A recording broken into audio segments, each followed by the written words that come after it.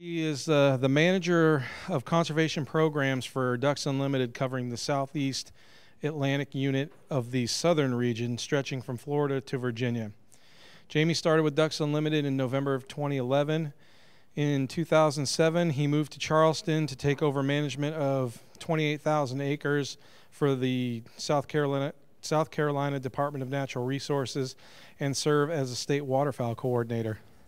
Prior to moving to South Carolina, Jamie worked with the USDA Wildlife Services in Chicago, Illinois, stationed at O'Hare International Airport as a wildlife biologist. He received a bachelor's degree in business from Bethel College, a bachelor's degree in wildlife ecology from University of Tennessee, and a master's degree in wildlife with a concentration in wetland and waterfowl ecology from South Dakota State University. Jamie also worked for Ducks Unlimited while in college as a technician in Mississippi and in North Dakota. He currently resides in Mount Pleasant, South Carolina with his family. And he's going to be talking to us today about Ducks Unlimited's Southeast Wetlands Initiative. One thing he doesn't tell you is I see Jamie about 3 or 4 times a year, and every time I see him, he says, "Where's my hat?" If anybody's seen Jamie's hat, I think we need to sign him up for a Hoarders episode, but that's to be determined. So Jamie, appreciate the introduction. I'm the manager of conservation programs for our South Atlantic field office, and specifically, if you see in the talk, we're going to talk a lot about our Southeastern Wetlands Initiative. But as a background, I'd like to a lot of people ask, where's DU? How are y'all stationed? Where do you deliver conservation? So I wanted to start out a little bit with how we deliver conservation in our southern region. Our southern region consists of 13 states, stretching from west to east, from Oklahoma to the Outer Banks of North Carolina. We have 5 offices within that region, with our primary office being in Ridgeland, Mississippi. We also have 4 field offices, with our Texas field office handling New Mexico, Oklahoma, Texas, our Lafayette office handling the Gulf Coast, our Monroe office handling the portion of the MAV west of the Mississippi River, Ridgeland handling all the operations there in the central part of the Mississippi Alluvial Valley, and then our office in Charleston handling, as Jamie said, from Virginia to Florida. So kind of what does that look like from a staff perspective? Within that region, we've divided that down into 2 directors of conservation programs. I'm sure many people in here, he's got Florida ties. My boss, Craig Lashak, handles the eastern region, and Jerry Holden out of Mississippi handles the western region. We've kind of set up this hierarchy where our directors of conservation are overseeing our programs, really pushing the conservation from a policy perspective. They handle the hierarching roles within our organization. As it comes down into the managers, we're handling more of the day-to-day operations, the budget oversight, getting on the ground with our partners like FWC, NRCS, U.S. Fish and Wildlife Service to deliver conservation. So within these regions, we also have fundraising regions, and since today's a fundraising talk, I'll kind of also talk about this as well. Traditionally, we only had 2 regions, Region 7 and Region 4. This year, we saw the need with some of our guys getting pretty spread out to create a Region 8. So Brett Baker, our new DeFever, previously Don Manley, that was one of our longest termed employees, has given up Tennessee and Alabama. Those have shifted to Jeff Lawrence in Region 4, and Jeff gave up the western portion of his region for Region 8. So before I go into our priorities, so with all that region, all that, how many DU folks are out on the ground, from fundraising to biologists to land protection? That covers about 48 individuals. So we have 48 full-time employees covering those 13 states. And this year, having a record year in the Southern Regional Office, we just closed our books. We delivered over $21 million worth of conservation, generated from all revenue streams about $27 million, and delivered conservation on over 65,000 acres. While doing that, and we'll talk a little bit about how DU uses money so efficiently, in doing that, we also reduced our direct net costs, which is the dollars that come in from our event-based fundraising and our wetlands initiative, by over $1 million. So as you see those numbers that we talk about, 80 cents of every dollar going in the ground, we continue to be more and more efficient with those dollars being delivered. So as everyone knows, DU is a science-based organization, and how do we decide where we're going to put dollars on the landscape? Well, it really starts out with our strategic plan and our national business plan, looking at the most important areas continentally for waterfowl, with those being in red, the breeding areas, the boreal forest, the prairie pothole regions, and then coming down into the wintering and migratory areas with the Central Valley of California that everybody has seen if you've turned on the news in the last year. Very important area right now with the drought that we're seeing. The Texas coast, the Louisiana coast, the Mississippi alluvial valley. So those being our highest priority areas within our conservation delivery. But is that the only place DU works? Absolutely not.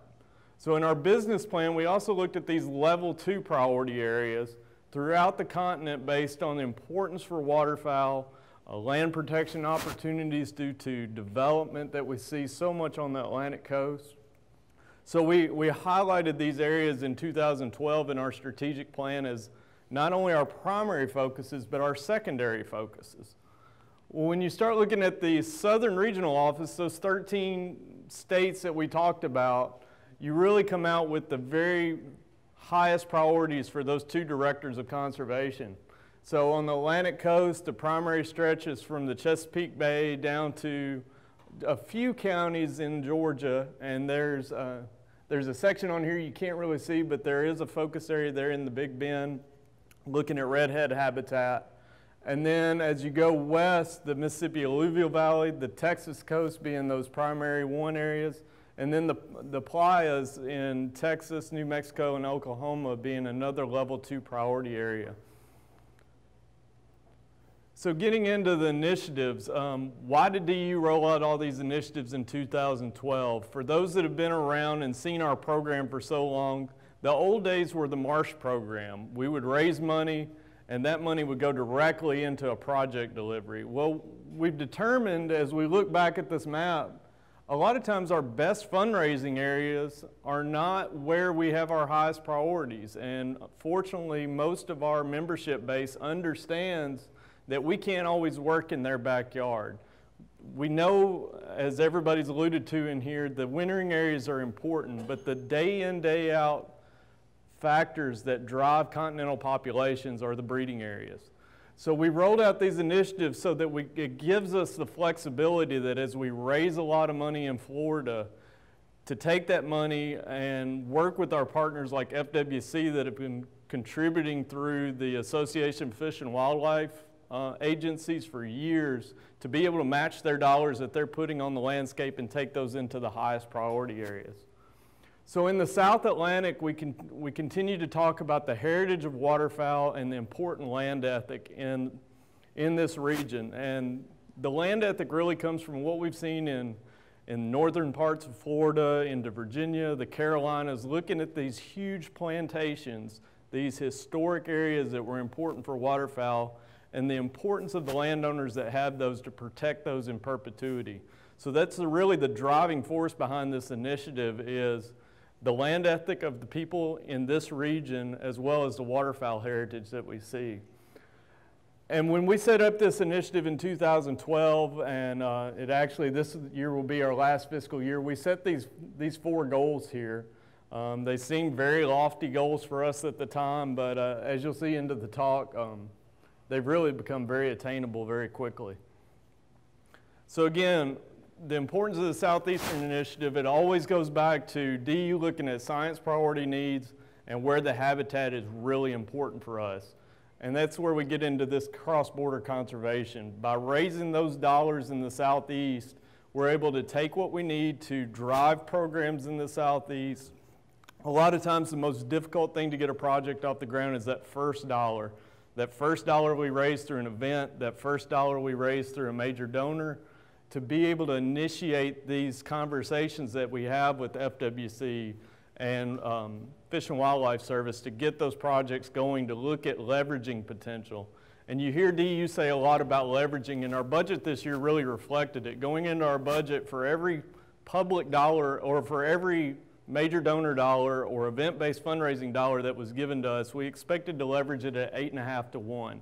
By the end of our fiscal year when we closed our books, that leveraging through that direct net cost reduction of over $1 million, our leveraging was closer to 11 to 1 in just the southern region. And if you really look at how those programs expand with dollars that we raise through the initiatives that go to Canada, we're seeing some of those ratios that we report to the agencies at 44 to 1 by the time those dollars hit the ground. So again, like we said, the priorities, by going into the initiatives, again, our priority areas became our biggest priority by looking at and being able to deliver conservation where our biologists and where our scientists are telling those habitats need to hit the ground. And by that division within our 13 states of 2 directors, our directors like Craig Lashak in our office oversees those operations in level 1 and level 2 priorities so that there's a good distribution of staff looking at the needs in all of those areas. So specifically for what we're talking about with Florida, the Southeastern Wetlands Initiative, again, starting in 2012, a level 2 landscape, winters over 50% of the ducks in the Atlantic Flyway, and year-round for 3 species. And as Jamie alluded to, the ACJV, the joint venture, all the states and the provinces within the coast continue to focus on those important species, the mottle duck, the wood duck, and black-bellied whistling duck. I'm sure you could throw fulvus in there as well.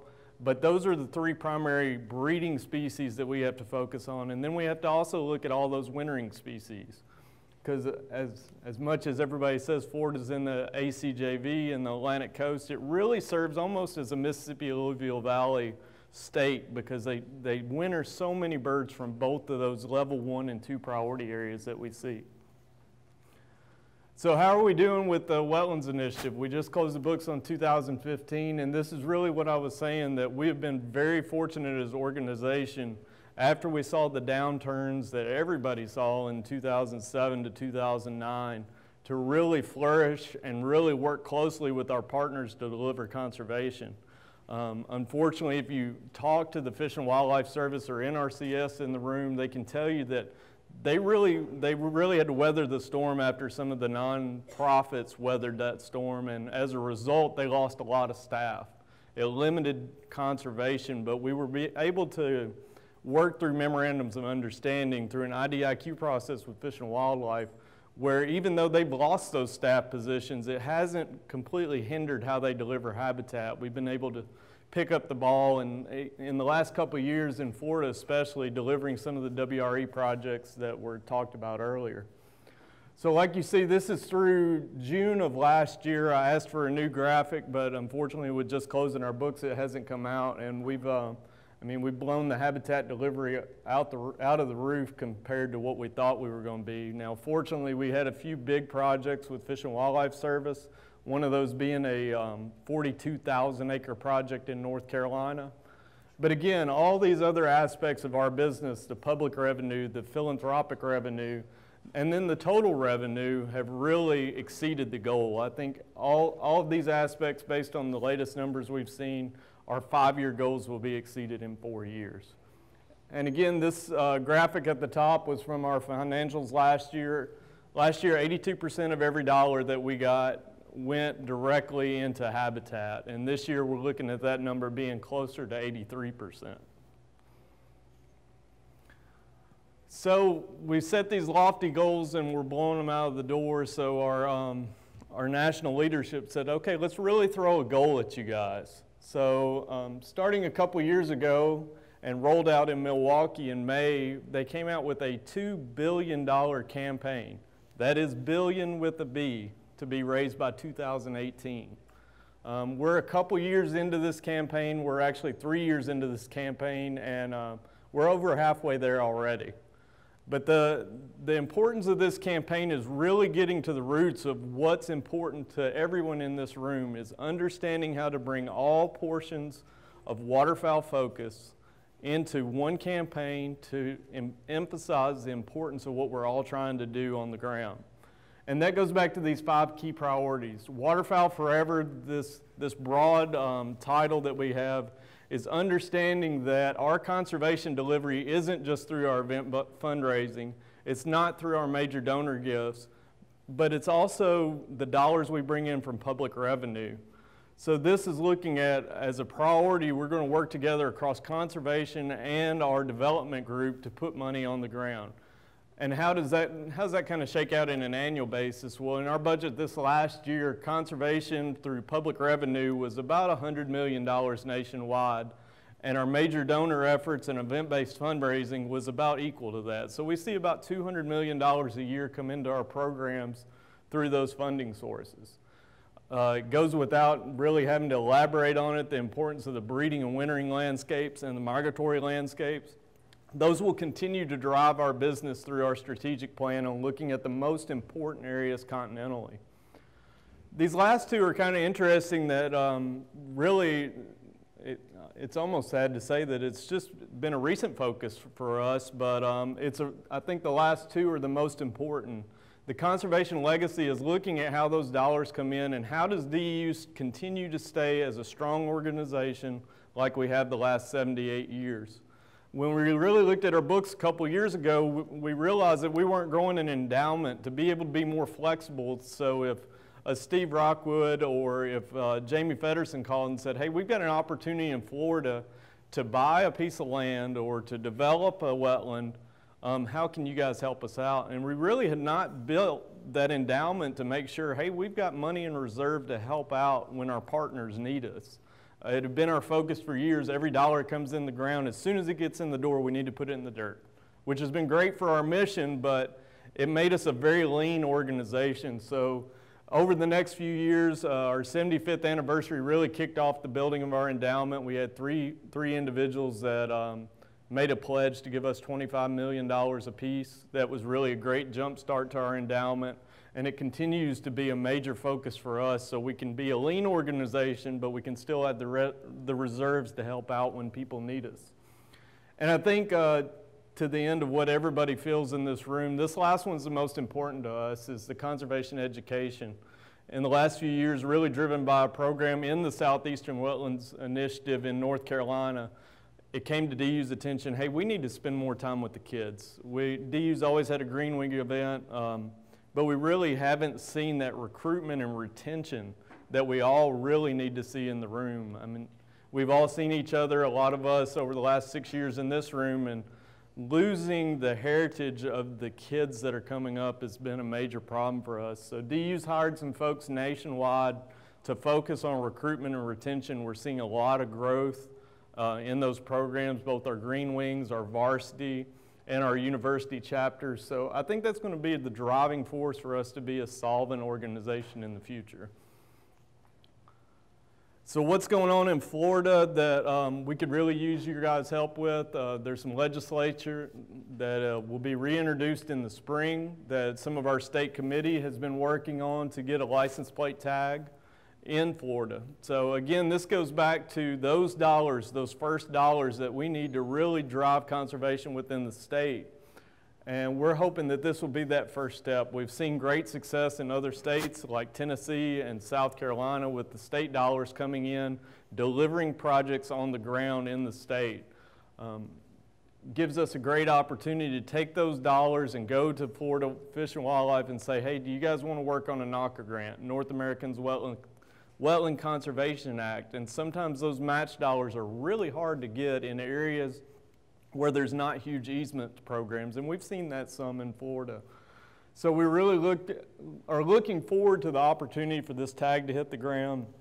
Could appreciate anybody's support to help drive that, and any support you guys can give to Ron Sanders, our current state chair, to really work with that. I know our previous state chair, I'd be remiss if I didn't mention Peggy. I don't know where she's hiding over here. So great staff in Florida or volunteer staff that are working with us in Florida, and we're really excited about this moving forward.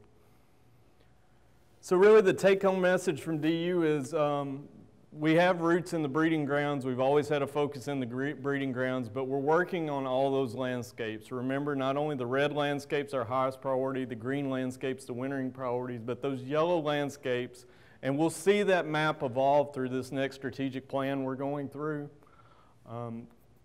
The other big thing, and there's been some alluding to this, is fortunately in the last few years, DU's really buffed up their policy. We now have a chief of policy driving those forces, because we've seen no matter how much we do on the landscape, it can all be changed with a pen overnight.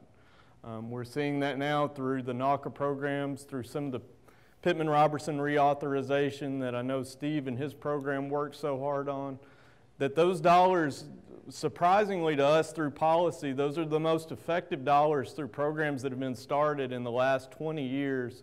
Some of the matching and delivery that we've seen on the ground is probably, should be one of the most one of the least scrutinized programs in the federal government. But for some reason, when it comes to conservation, that's where everybody wants to make the cuts. So we saw a major impact to the Atlantic Coast Joint Venture in this last cycle, with a lot of the monies going to the higher priority areas. So we're really hoping to see some of that policy drive what we can do in states. We've seen great success through the Farm Bill the last few years. And then looking at state issues like the license plate, looking at how we can support FWC in the state through our policy folks to get the objectives on the ground that they need. I think in the next few years we'll continue to be a major player in working with FWC on trying to determine how these BP funds that will be hitting the ground are going to be delivered throughout Florida. So although a lot of projects are not going on, the big flashy projects that we formerly have had, there's a lot of work behind the scenes to try to make sure that those dollars that will be hitting the state, millions and billions of dollars over the course of my lifetime, are spent to the benefit of everyone in this room. Again, conservation initiatives are very important. They allow us to be lean and flexible. And again, major donors and initiative-based fundraising are a key. A lot of people want to see those dollars obligated to Florida. They want to see a project in their backyard, but sometimes it's just not an opportunity there for us to deliver those dollars. And with that, I appreciate everybody allowing me to come speak, and I'll take any questions anyone might have.